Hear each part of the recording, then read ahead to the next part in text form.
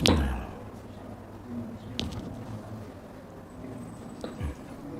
Assalamualaikum warahmatullahi wabarakatuh.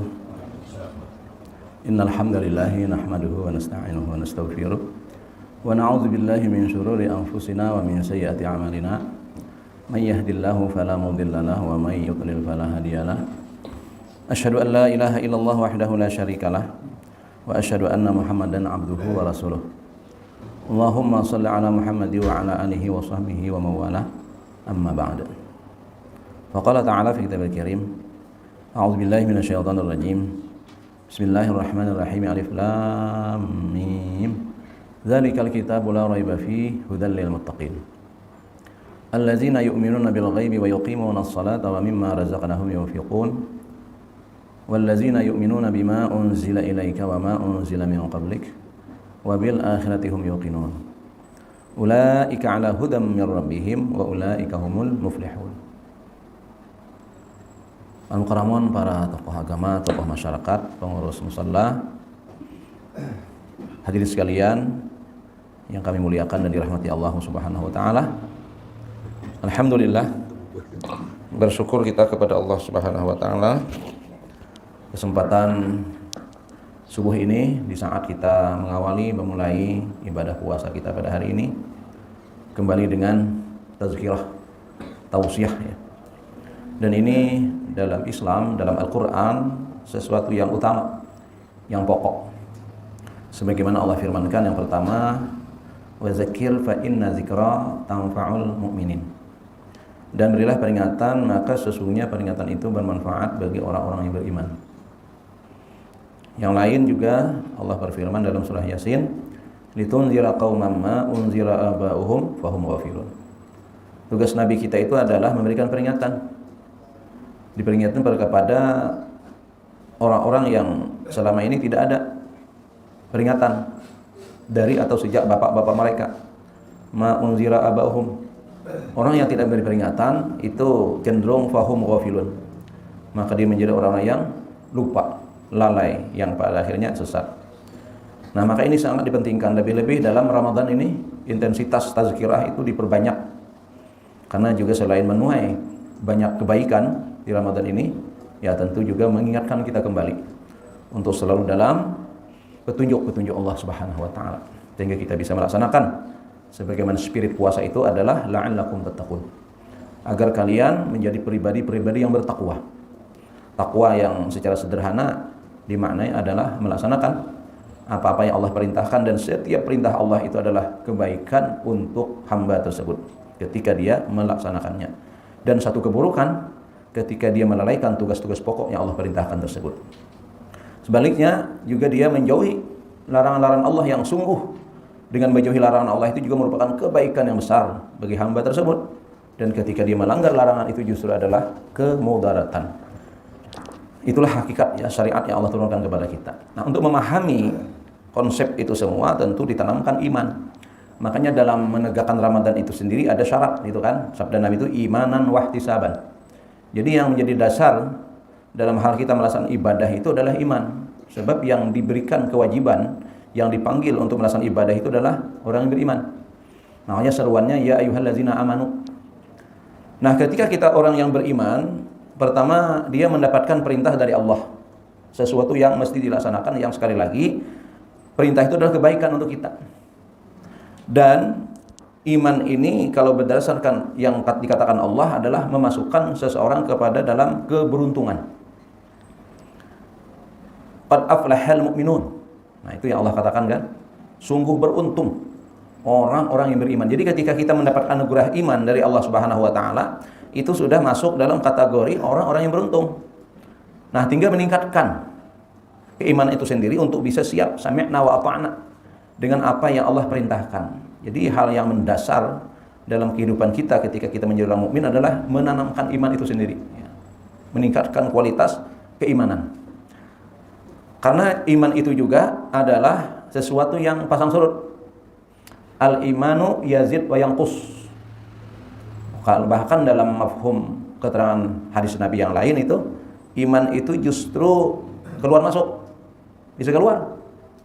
Misalnya memanai ada ayat, ada hadis ya, Nabi bersabda begini, la yazni zani hina yazni wa huwa mu'min, wa la yasriqu hina yasriqu wa huwa mu'min, wa la yasribul khamra hina yasribuha wa huwa mu'min.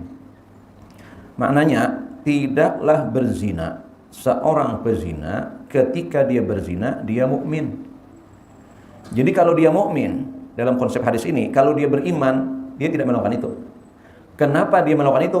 Berarti saat itu dia tidak beriman. Nah itu kan.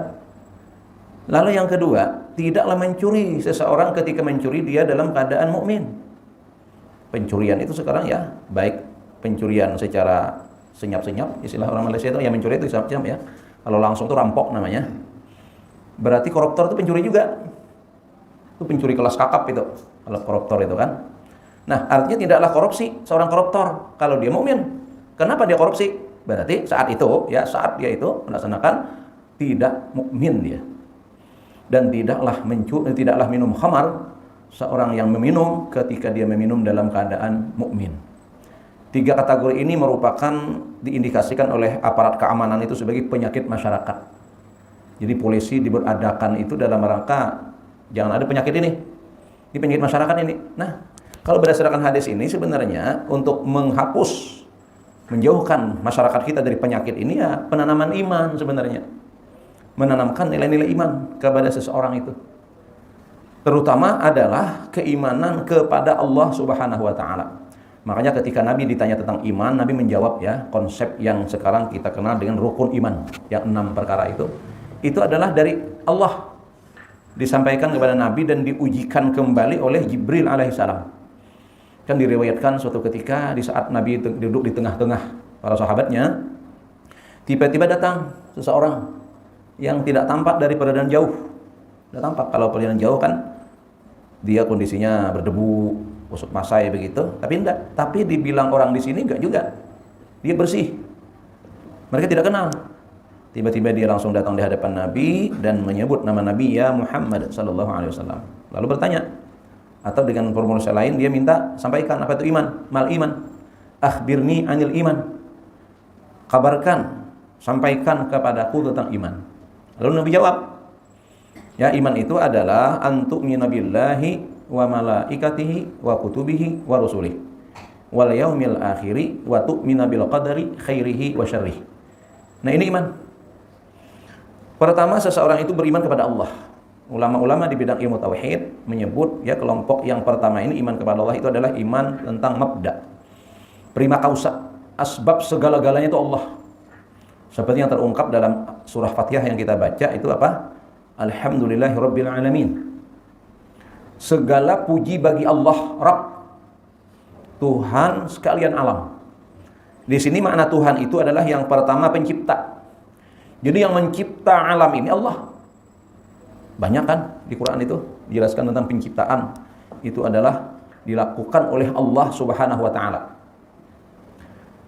Termasuk kita. Jadi kita diciptakan oleh Allah Subhanahu wa taala. Setelah dicipta, berarti semua yang ada di alam ini adalah milik Allah, kepunyaan Allah, ampun Allah. Itu makna Rabb yang kedua lah. Jadi Allah yang mencipta, Allah pemilik semuanya. Allah pemilik seluruh alam ini. Karena Allah yang mencipta, karena Allah ampunnya, dan ketahuilah Allah menjamin seluruh keperluan makhluknya. Dan Allah meminta pertanggungjawaban nanti kepada semua makhluknya, terutama yang ditetapkan Allah sebagai Khalifatullah fil ard, sebagai abdunya, ya, sebagai abdinya. Nah, itu berarti siapa? Kita manusia. Kita manusia adalah dari Allah, milik Allah, dijamin Allah, dan bertanggung jawab kepada Allah. Ini ditanamkan ini. Dan dalam surah Al-Fatihah itu kan yang wajib dibaca dalam 17 kali sehari semalam. Itu penanaman, ya, penanaman bahwa seluruh alam milik Allah. Kalau orang benar imannya, meyakini ini semua, insya Allah tidak ada seorang hamba Allah yang beriman ini yang galau.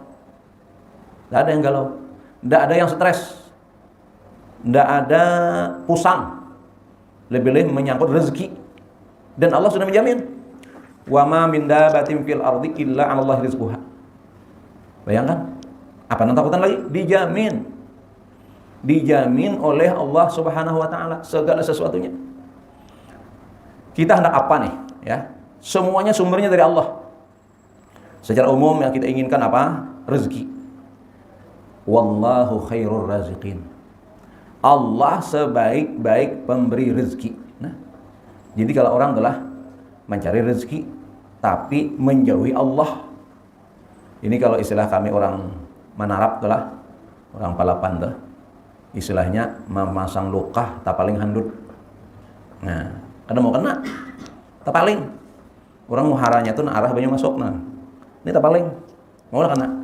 Nah, lain pulang orang halabio kan, kalau hendak haruan tarus, pupuyu tarus, nah itu jangan disumbalik, bijongnya jangan disumbalik. Jadi bila masuk haruan tarus, bukan makanannya haruan tarus lewat, jadi jangan disumbalik. Masuk haruan tarus, harus pupuyu tarus. Itu maksudnya tidak mau kena, karena ada bersumpal.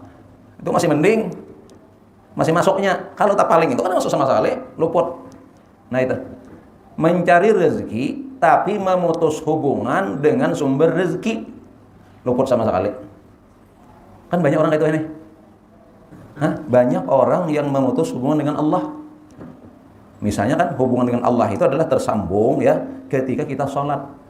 Sholat itu kan maknanya kalau kita lihat secara huruf bahasanya itu adalah hubungan. Silaturahmi, silah. Nah ini silah ini terkait. Nah, rantai ke rantai itu akan ada kekuatan ketika dia terhubung.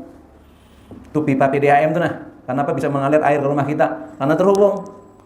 Kalau ada terhubung maulah biar keran emas. Kerannya emas, tapi pipanya mempet atau putus, kada terhubung ke sumber air, maulah dapat. Udah mau itu.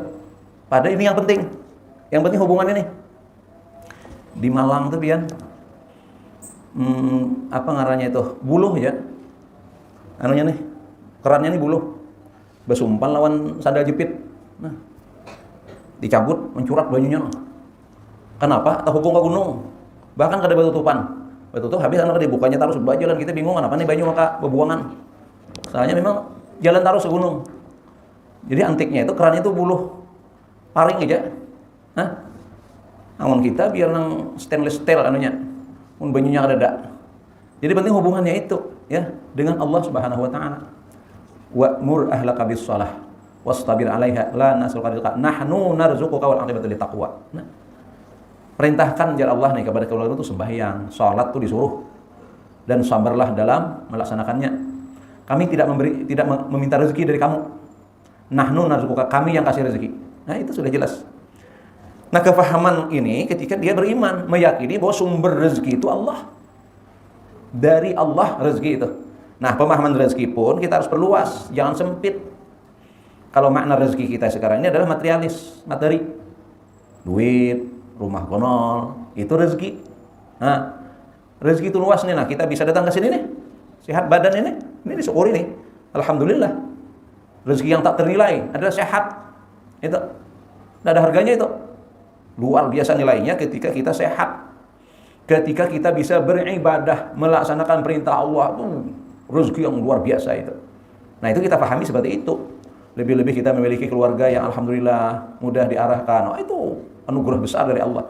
Nah, kalau kita dekat dengan Allah, semua itu diberikan. Semua diberikan kepada kita. Nah, jadi Allah sumber rezeki. Terus orang sekolah, orang belajar, kita nuntut ini mau apa? Mau ilmu. Kita ini apa? La ilma lana illa ma 'allamtana innaka antal alim. Al-alim Allah. Nah, ini anak-anak pelajar, anak sekolah, santri itu dalam rangka nuntut ilmu. Nah, tapi kalau nuntut ilmunya ternyata justru berjarak dengan Allah, tidak melaksanakan perintah Allah, dari mana dapat? Palingan kalau dapat ilmu juga, ya, dapat juga ilmunya, paling gawiannya memintari. Kalau memintari lah. Kuitan ini pintari. Nah, ini bahayanya. Kalau ilmu yang luput tuh, pintari diakali, bahasa kasarnya tuh membuli. Nah, itu sareh sudah tuh bahasanya. Tuh orang Banjar ya punya bahasa yang halus itu. Wah, Memintari warajar. Diwaluhi, ada juga bahasa lain itulah, diwaluhinya warajar. Apakah maka waluh hanya jadi sasaran lah? Padahal waluh itu bagus. Tapi yang bahasa ungkapan nampina kali bagus itu lalu diwaluhi sini gitu. Nah, itu artinya diakalinya, dikadali lah istilah lain tuh. Nah, itu kepintarannya. Kalau kepintaran yang benar dari Allah pasti ke arahnya kebaikan. Tidak akan melakukan sesuatu yang tidak baik karena ilmu itu tujuannya adalah kebaikan. Makanya disebut dalam kurang bijak mengatakan itu apa? Dalam mahfuzat tuh ya, al-ilmu nurun. Al-ilmu nurun. Berarti dia adalah cahaya, penerang. Tapi kalau menuju kepada kegelapan, nah itu bukan ilmu berarti, itu kerusakan. Nah ini. Jadi mau ilmu itu dari Allah Subhanahu wa taala. Sebab kita tidak apa-apanya. Mau kekuatan. Nih, kita ingin kekuatan, kesehatan itu kan. La haula wala quwwata. Kita ini tidak ada apa-apanya. Tidak ada kekuatan, tidak ada daya. Illa billah. Allah. Nah, ini kita kenalkan. Kita tuntut, kita yakinkan, kita tanamkan dalam jiwa kita. Nah, itu. Supaya kita beribadah kepada Allah, meyakini bahwa Allah pemilik kita, pencipta kita dan menjamin segala yang menjadi kita perlukan. Ini pentingnya ya menanamkan keimanan kepada Allah Subhanahu wa taala. Jadi apalagi misalnya kita sering kalau doa untuk mempelai ya, sakinah, mawaddah, warahmah. Ketiga ungkapan itu semuanya sumbernya dari sisi Allah. Kalau orang tidak dekat dengan Allah, mana mungkin dapat ini? Sakinah. Dia sesuatu yang bersumber dari Allah, ketenangan. Maka untuk mendapatkan itu kita mesti melaksanakan apa yang Allah perintahkan. Sama rahmah juga. Nah, rahmah sumbernya di sisi Allah dan Allah turunkan di rumah-rumahnya. Makanya kalau kita masuk masjid, masuk musalla, itu kan ketika masuk pintunya itu ada ucapan kita. Allahumma ftahli abwaaba rahmatik. Itu. Jadi mafhum dari doa itu menunjukkan bahwa ketika masuk pintu masjid, masjid berarti abwaabur rahmah. Pintu-pintu rahmat. Kalau ada orang mendoakan, mudah-mudahan sakinah, mawaddah, warahmah, tapi yang bersangkutan tidak pernah datang ke pintu rahmat, di mana dapatnya? Tidak mungkin. Tidak pernah datang ke sini. Di mana dia dapat? Tidak pernah ikut majelis, mau sakinah, tidak bisa. Sumber sakinah ini majelis. Majtama qaumun fi baitin min buyutillah yatluna kitaballah wa yatadarasuna bainahum illa nazalat alaihimus sakinah. Jelas selesai tak? Syaratnya berkumpul bertempat di masjid nang dikaji kitabullah. Tuh unsur-unsur yang kita penuhi untuk dapat sakinah. Yang bersangkutan kadang pernah berkumpul, kadang pernah datang ke masjid, kadang pernah datang ke majelis, di mana dapat? Itu aja logikanya dulu. Itu pepisan kosong itu, ya, omong kosong. Sebab doa itu disertai dengan ikhtiar. Kalau bahasa rumah irama kan perjuangan dan doa. Nah itu. Jadi doa itu juga disertai dengan perjuangan. Contoh sederhana nih, orang berdoa minta anak, ya, minta anak doanya nih. Tapi kalau kawin, dapat di mana? Dapat di hubungan. Itu anak orang itu. Anak orang ditimbai orang. Ini anak seorang nih. Biologis, darah daging. Nah, minta. Giliran berikutnya minta anak yang saleh. Harus diarahkan kepada jalan yang saleh. Jangan dibiarkan dia dalam yang salah. Kan itu logikanya nih. Nah, itu. Sama nih, kalau kita ingin tanaman tuh subur. Tanaman tuh berkualitas. Dia dipelihara. Bukan sembarang. Timbai biji, tumbuh, berbunga, berkembang, berbuah. Buahnya udah bagus. Tak berkualitas, tidak layak ekspor. Nah, ada istilah bahasa Hulu Sungai itu apa? Buah habang. Buah habang itu buah habang. Ya rambutan, tapi rambutan yang tumbuh sembarangan. Dari orang makan bakas bijinya dibuang karena tanah itu tanah nganggur, kada ada yang tumbuh-tumbuhnya kalau buah. Itu buahnya itu pian sampai hirang kada nama makannya, tupai nama makan. Kada berkualitas, diberiakan ya ada mutik. Tapi lihat rambutan yang luar biasa atau mahal-mahal itu dipelihara. Nah itu lihat kualitas durian yang didatangkan yang durian montong kan itu serba pemeliharaan. Lain yang durian hutan kita kadang-kadang halus-halus buahnya nang 5 ribuan sebiji aja. Itu durian yang kadang tumbuh seorangan banyak. Nah, musimnya buahannya lain, pian harganya lain. Bayangkan pian ada durian sebijinya nang sampai 500 juta ya Pak. Sebiji durian terus harganya 500 juta. Nah itu durian kita di Pahuluan 5.000 rupiah sebiji aja. Nah, mengawani kolak barang lain itu, menginguhi kolak. makan, tidak ada apa-apanya. Nah, itu hasil pemeliharaan, hasil usaha. Ingin anak, ikhtiarnya kawin. Ingin anak yang saleh, ikhtiarnya dididik, disekolahkan, bamodal. Nah itu.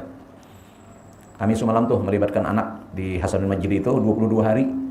Ada program daurah tahfiz dan tahsin Al-Quran itu selama 15 hari plus pesantren Ramadannya. Nah, jadi 22 hari full di masjid. Mantap juga kan, tapi bang kita mujahadah antar jemput. Pagi jam 8 sudah antar, nanti asar jemput. Jadi harus berjuang. Mau orang tuanya kada mau nak itu, udah usah gini ngalih abah mantar. Nah, kada jadi apa-apa kan? Laduman sebenarnya. Ini bayangkan 22 hari di masjid, glowing baik. Awaknya glowing, bersih dalam masjid. Lain jangan di kampung, beladuman. Bawa latat separuh. Nah, itu hasil dari perjuangan kada kawa. Diminta itu ini misalnya nih masuk lagi nih. Jadi habis Sabtu program di Hasanul Majidi, hari Ahad pagi masuk lagi di rumah tahfiz, rumah Al-Quran itu ada yang menyelenggarakan multaqa namanya istilahnya itu. Jadi terus yang malam ayah nyantri, yang mondok. Jadi masuk Ahad pagi kayaknya keluar siang Selasa. Jadi 2 malam lah. Ya 2 malam.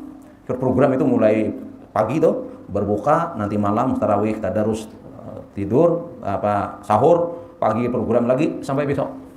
Ada bapaknya, banyak orangnya, ratusan. Bayar kita ada masalah. Kenapa? Kita ingin dia itu bermanfaat. Jadi hampir sebulan deh ikut program, tapi nya mau aja. Sebab di sana kada tegang juga. Artinya ada permainan, ada nonton barangnya, bagus metodologinya. Ya, guru-gurunya tuh mengajarkan. Efektif daripada sekolah online, mau lalu. Ini mereka efektif belajar Qur'annya, hafalannya, Masya Allah. Nah kita berusaha, berikhtiar. Kalau sudah kita usahakan, insya Allah. Nah itu ada istilah selain doa, kita munajat kepada Allah nih hari-hari puasa, hari-hari malam 20 terakhir ini, ya 10 hari terakhir ini, doakan. Nah dan di sekolahkan, diantar. Kita membisainya, makanya wastabir alaiha di situ kan. Bila menyuruh mereka itu kita harus sabar juga, jangan nang bepaksaan. Bepaksaan tuh banyak nang masalah. Jadi kita asasnya demokrasi tawaran, berikan pertimbangan, pian nakainya. Ada umpatnya apa juga di kampung ini begini kan. Nah, jadinya lagi memikirkan. Akhirnya umpatnya. Nah, itu jadi bukan berarti kita memaksa, tidak. Itu caranya. Alhamdulillah itu ya. Jadi doa ya, ikhtiar terhadap semua yang kita inginkan tuh harus jalan juga. Nah, seperti tadi, mau pintar, belajar dan dekat dengan yang Maha Alim. Nah, mau sakinah tadi ya, kita usahakan datang ke majelis yang mendatangkan sakinah. Kalau anggota rumah tangga tidak pernah melakukan ini semua, mohon maaf, dari mana sumber sakinah itu?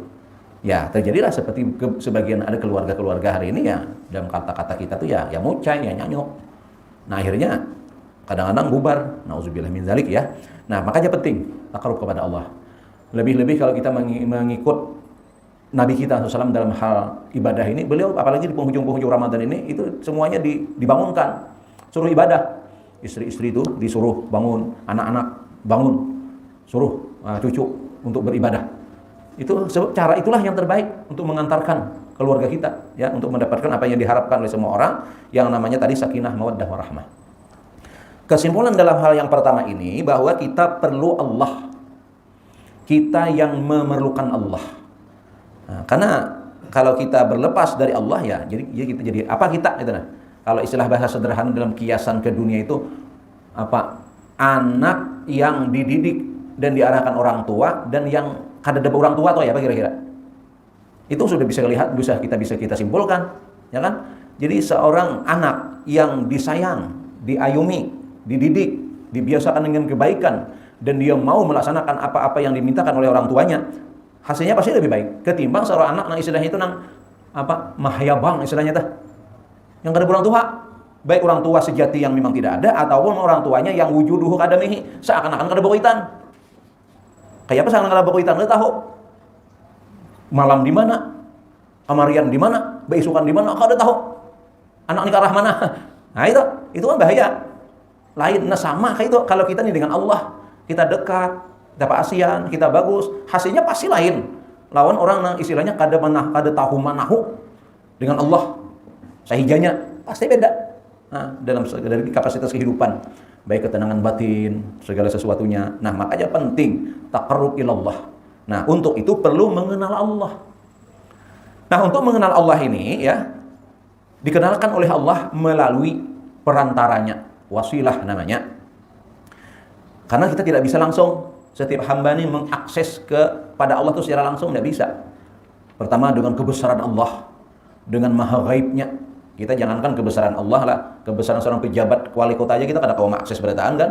Awalnya kita apa-apa segala sesuatu ada urusan langsung kada bisa. Apalagi dengan Allah. Dengan kebesaran dan kemahaagungkannya, Allah mengutus dari sisi gaibnya itu malaikat. Makanya iman yang kedua beriman kepada malaikat. Nah, malaikat yang diutus Allah untuk menemui manusia, yang manusia itu juga pilihan dari sekian banyak manusia, dipilih dari hamba-hambanya, yakni para anbiya war rusul alaihimus salatu wassalam. Nah, jadi malaikatlah yang berinteraksi dengan para nabi ini, menyampaikan wahyu Allah, mengenalkan Allah, mengenalkan cara-cara tertib untuk dekat dengan Allah. Nah, misalnya ada kaidah mengatakan bahwa tidak ada jalan untuk bisa ketemu Allah, dekat dengan Allah, kecuali dengan apa-apa yang dipardukan kepadanya. Jadi keparduan-keparduan ini adalah cara, upaya dan usaha kita yang ditetapkan Allah untuk bisa dekat kepadanya. Ternyata meninggalkan keparduan, puasa kada misalnya, sembahyang kada misalnya kan, mau jadi apa, mau dapat apa kita? Sebab situ sudah disebut kata kuncinya. Cara yang bisa untuk dekat dengan Allah hanya dengan apa yang dipardukannya kepada kita. Nah, maka dipardukan ini, disampaikanlah melalui Jibril, sisi malaikatnya, dan Nabi Muhammad SAW dari sisi alam nyatanya manusianya. Nah, inilah yang disampaikan Nabi kita kepada kita, kada kurang kada lebih, inilah caranya, sampaikan. Nah, cuma masalahnya para nabi adalah manusia. Para nabi itu manusia. Maka sifat-sifat manusiawiyah juga melekat kepada para nabi. Di antaranya manusia mati. Manusia punya zaman, punya masa. Ya, ada istilah manusia itu ada masanya, masa ini ada orangnya. Masa ini orangnya kita-kita. Ada masanya berganti. Siapa namanya yang berganti? Nang sudah beisi cucu. Itu para berganti. Ngalih jadi datu ini. Jarang nang orang jadi datu. Oh ini. Berarti itu datu itu sudah keturunan keempat. Kita, anak kita, anak-anak kita, anak cucu kita. Ini datu mengiau kita. Ngalih cari orang jadi datu. Hanya generasi kita hari ini digantikan paling kada oleh cucu. Paling naik sudah naik. Ada nggak anak yang sudah berganti? Nah, itu. Jadi kita ini banyak berganti karena kita zaman kita sudah habis, masa kita habis.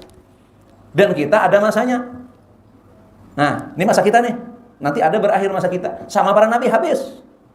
Masa kenabian habis. Ditutup oleh kenabian Nabi Muhammad sallallahu alaihi wasallam. Tidak akan datang lagi seorang nabi. Sementara rentang nabi sampai kiamat itu masih panjang dan umat masih memerlukan petunjuk, masih memerlukan Allah. Dari mana mereka mendapatkan itu? Maka oleh Allah diabadikan dalam kitabullah. Jadi kita mengaksesnya sekarang lewat kitab. Untuk dengan nabi ada lagi. Nah, jadi kita mengaksesnya lewat kitab. Makanya wasilah itu ada 3. Malaikat, kitab, nabi.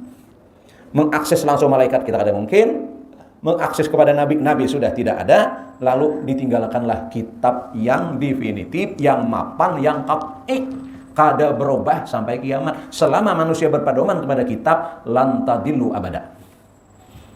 Jadi tugas kita apa sekarang? Kembali ke kitab. Pelajari Alkitab, makna Al-Qur'an di situ. Zalikal kitabu la raiba fih. Ini kitab, ini Quran, tidak ada sesuatu keraguan di dalamnya. Nah, ini nyamannya kita sekarang. Ada yang kedua hadis pun untuk zaman sekarang sudah definitif, nyaman sudah, kada tercampur lagi. Ini nang sahih, kan nyaman sudah. Mun bahari masih acak, masih rancu, bersubar, ada hadis maudhu, palsu, hadis mungkar dan sebagainya dulu. Nah, lalu oleh ulama pada fasenya ada fase pentashihan hadis. Jadi ulama mengisnad nih, ya, menyambung. Riwayat ini kalau syaratnya memenuhi, maka masukkan dia sebagai hadis yang sahih. Nyaman sekarang mencarinya, mengaksesnya. Jadi tinggal baca, ketahui, dengar, sami'na wa ata'na, lakukan. Selamat kita. Itu. Apapun yang terjadi hari ini dengan usaha-usaha penyesatan, syaitan tidak pernah diam. Orang-orang kufar, orang-orang yang tidak mengakui adanya Allah berusaha siang malam dengan pemikirannya, dengan dananya berusaha untuk menyesatkan umat manusia. Karena penyesat itu bukan hanya dari kalangan syaitan yang ghaibiyah, ternyata di Quran itu kan minal jinnati wan nas. Jadi manusia ini banyak yang jadi iblis. Ya tak? Kenapa? Sebab yang namanya iblis, syaitan itu minal jin, dari kalangan jin wan nas. Apa? Kalau kita bisa menuduh manusia itu jadi iblis, jadi syaitan itu ada. Quran mendahakan. Siapa mereka? Mereka yang lihat gawinnya merusak kitabullah, merusak nilai-nilai agama. Itu iblis sebenarnya, syaitan itu. Makanya kita selalu fokus jadikan kitabullah, sunnah Rasul sebagai petunjuk dalam kehidupan kita. Karena mereka itu ada, dan Allah sudah mengingatkan, innahu lakum aduwwum mubin. Kita punya musuh. Musuh kita itu syaitan yang nyata. Syaitan itu ya dari jin, dari manusia. Siapa mereka? Lihat aja, bila gawinnya berusak itu berarti bukan orang yang baik, menginginkan kerusakan, kehancuran. Dan setiap zaman itu ada pengrusak-pengrusak itu. Lihat kejadian-kejadian yang peperangan besar karena oleh fitnah itu memang disengaja. Jadi yang mengolah peperangan-peperangan itu mereka yang punya kepentingan. Mereka punya teknologi senjata. Orang kada ada pakalahi, buat apa senjata? Ada payu senjata. Ulahnya perang. Itulah kerusakan manusia. Nah, kita tentu bukan aliran itu kan kita kada pernah sepintas berpikir untuk berperang, itu kada ada kita. Kalau itu ada, kita dalam rangka mempertahankan diri, mempertahankan keimanan, mempertahankan agama yang baik, yang lurus ini supaya jangan dirusak. Kita bela, itu baru ada ya peperangan dalam Islam. Kalau menyerang dalam artian agresor ya, untuk menyerang, merusak orang, memfitnah, bikin konten yang ingin mengadu domba, itu rasanya tidak ada tuh ajaran Islam seperti itu. Tidak ada itu. Cari aja kita. Tidak ada satu mata kuliah pun sejak kita piaut nih ke sekolah, kadang pernah kita disuruh maulah merusak-rusak tuh ada. Takutnya ya, kita nih sekolah mulai bahari adalah disuruh mulai dilajari lah berurusak. Suruh perbaiki bagus. Disuruh kita jangan sampai merusak pepohonan kita dalam adab, yaitu kita belajar sunnah Nabi lah. Ketika kita berjalan misalnya dilatih situ, kita sampah aja kada boleh disepak sebenarnya. Udah boleh. Mun hendak tuh ambil, letakkan di tempatnya, kada boleh sipak, itu tak masuk, kada boleh. Menghambat rumput, apalagi daun pisang dengan tantaran unjun, kada ada kepentingan, itu kada boleh. Rumput ditumbuhkan Allah itu dalam rangka ada hikmah di situ untuk menghijaukan alam. Kenapa dia tumbuh rumput? Karena kita kada tanami yang bagus. Coba tanami sarai, coba tanami laos. Kan singkirkan rumputnya, tumbuh juga, tapi yang bermanfaat. Kalau kita kada tanam sarai, kita kada tanam laos, rumput yang tumbuh. Kalau mau ambil yang bagus-bagus, kadang dihambat-hambat kada ada kepentingan kayak itu, kada boleh. Bayangkan sampai ke situ ajaran kita. Apalagi sampai menyakiti orang lain. Kita mulut aja jangan sampai bikin orang hati tergores. Makanya prinsip iman adalah fal yaqul khairan. Itu ajaran kita. Kalau ada ajaran yang sebalik dari itu yang berusak, nah itu berarti dia sudah masuk dalam kategori syaitan manusia. Itu. Nah inilah ya nilai-nilai yang kita ingin dapatkan selama Ramadan ini. Puasa yang kita laksanakan itu juga hakikatnya melatih iman. Iman yang lebih tinggi, orang puasa ini imannya meninggi. Mana buktinya? Nah, pian di rumah sorangan. Mungkin istri kada ada, anak-anak kada ada, atau anak-anak di rumah abah kada ada. Di rumah itu ada apa? Ada sisa pembukaan. Nyaman-nyaman toh. Nah, ada minuman, ada makanan. Wani lama makan kita. Ada wani. Kenapa kita puasa lillahi ta'ala? Bukan abah, bukan mama, bukan suami, bukan istri, tapi karena Allah. Sebab Allah Maha melihat. Itu orang puasa. Imannya luar biasa. Ketika menakar zakat fitrah nanti itu, kada wani kurang kita. Kalau sudah ketetapan begitu, kada wani kita. Kalau biasa kita orang berjualan mungkin bakuncang begitu, ketika kita yang namanya kada bakuncang tuh langsung bersapu kayak itu. Tapi kalau zakat fitrah malah bagus, jangan disapu. Pak, kada usah dikarik. Itu lebih bagus, dilebihkan. Iya, baju buang aja mana itu. Jangan nang bakarik mau dikayu berjualan mah. Lebih bagus. Nah itu kita jadi culas tuh kada boleh, dilatih kita dalam ibadah kepada Allah. Begitu seyogianya. Kalau menakar itu kita kada boleh kurang dalam hal zakat fitrah, lebih-lebih jual beli. Mun sampai jual beli mengurangi, wah sudah habis. Itu alamat hancur usaha kita itu. Sebab kita yang diharapkan keberkahan, keridhaan Allah, tapi ternyata nang kita gawi karena mengundang ridha Allah. Nauzubillah min zalik. Nah, waktu rasanya sudah habis ya tazkirah kita untuk membangkitkan semangat Ramadan kita yang masih tersisa, dan ini merupakan hari terakhir puasa kita. Betul Allah? Senin depan? Sudah kada lagi lah. Jadi ini Senin terakhir. Besok Selasa terakhir. besoknya lagi Rabu terakhir. Ini hari-hari terakhir sudah, jangan sia-siakan. Dan untuk ketemu ini kita harus berusia setahun lagi. Setahun lagi adalah umur wallahu a'lam. Nah itu, jangan kan hari setahun, esoknya lah, belum tentu di sini tadi, besok kan, sore kan, wallahu a'lam. Ada orang yang bersahur di rumah, berbuka di kubur. Nah itu kan, korban Alfamart. Kalau puasa, mudah-mudahan. Kan, menjelang buka tuh, jam 5 parak. Nah, jadi bersahur di rumah, malamnya sudah di sisi Allah Subhanahu wa taala. Itulah yang terjadi dengan kehidupan manusia dan tidak tahu dengan diri kita, makanya selalu siapkan kehidupan kita dengan kebaikan insyaallah. Terima kasih atas waktu dan perhatian. Mohon maaf atas segala kesalahan kekurangan, dan tampaknya kemarin ada amplop dan itu ada memulihkan. Nah, ulun terima kasih ini. Jadi amplop yang dikembalikan ini ulun ucap terima kasih. Mudah-mudahan ini merupakan amal kebaikan yang berlipat ganda pahalanya di sisi Allah Subhanahu wa taala dan berfungsi sebagai amal jariah, mengalirkan pahala kebaikan walaupun kita nanti sudah berada di alam baqa. Amin ya rabbal alamin. Mohon maaf sekiranya terdapat kesalahan. Selamat menjalani ibadah puasa yang tersisa dan selamat Idul Fitri al-Mubarak. Mudah-mudahan kita temui. Amin ya rabbal alamin. Subhanakallahumma wa bihamdika asyhadu an la ilaha illa anta astaghfiruka wa atubu ilaik. Assalamualaikum warahmatullahi wabarakatuh.